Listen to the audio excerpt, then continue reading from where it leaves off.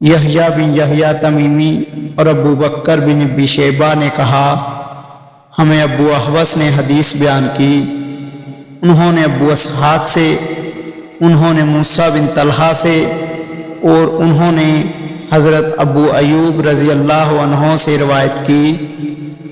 انہوں نے کہا، ایک آدمی نبی صلی اللہ علیہ وآلہ وسلم کے پاس آیا اور پوچھا، مجھے کوئی ایسا کام بتائیے جس پر میں عمل کروں تو وہ مجھے جنت کے قریب اور آگ سے دور کر دے۔ آپ صلی اللہ علیہ وآلہ وسلم نے فرمایا، یہ کہ تو اللہ کی بندگی کرے اور اس کے ساتھ کسی کو شریک نہ ٹھہرائے، نماز کی پابندی کرے، زکوٰۃ ادا کرے اور اپنے رشتہ داروں سے صلہ رحمی کرے۔